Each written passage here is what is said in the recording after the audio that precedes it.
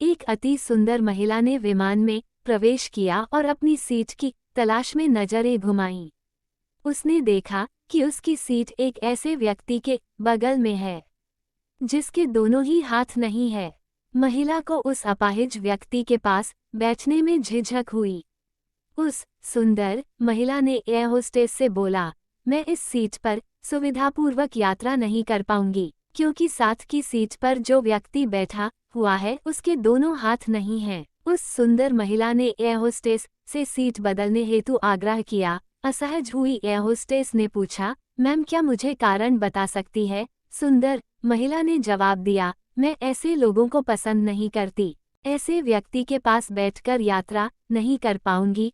दिखने में पढ़ी लिखी और विनम्र प्रतीत होने वाली महिला की ये बात सुनकर एयर होस्टेस अचंभित हो गई। महिला ने एक बार फिर एयर होस्टेस से जोर देकर कहा कि मैं उस सीट पर नहीं बैठ सकती, अतः मुझे कोई दूसरी सीट दे दी जाए। एयर होस्टेस ने खाली सीट की तलाश में चारों ओर नजर घुमाई पर कोई भी सीट खाली नहीं दिखी। एयर होस्टेस ने महिला से कहा कि मैडम इस इकोनॉमी क्लास में कोई सीट खाली नहीं है, किंतु यात्रियों की सुविधा का ध्यान रखना हमारा दायित्व है, अतः मैं विमान के कप्तान से बात करती हूँ, कृपया तब तक थोड़ा धैर्य रखें। ऐसा कहकर होस्टेस कप्तान से बात करने चली गई। कुछ समय बाद लौटने के बाद उसने महिला को बताया, मैडम आपको जो असुविधा हुई उसके लिए बहुत खेद है। इस पूरे विमान में केवल एक सीट खाली है और वह प्रथम श्रेणी में है।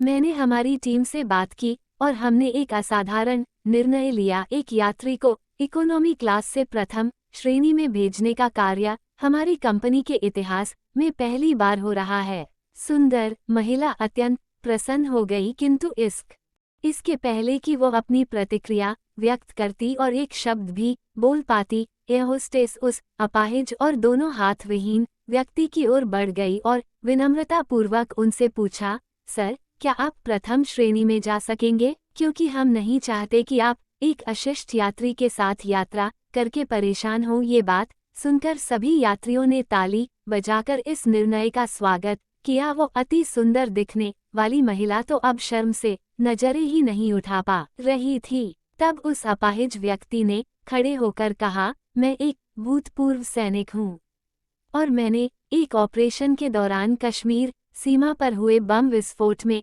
अपने दोनों हाथ खोए थे। सबसे पहले जब मैंने इन देवी जी की चर्चा सुनी तब मैं सोच रहा था कि मैंने भी किन लोगों की सुरक्षा के लिए अपनी जान जोखिम में डाली और अपने हाथ खोए, लेकिन जब आप सभी की प्रतिक्रिया देखी तो अब अपने आप पर गर्व महसूस हो रहा है कि मैंने अपने देश और देशवासियों की खातिर अपने दोनों हाथ खोए। और इतना कहकर वो प्रथम श्रेणी में चले गए।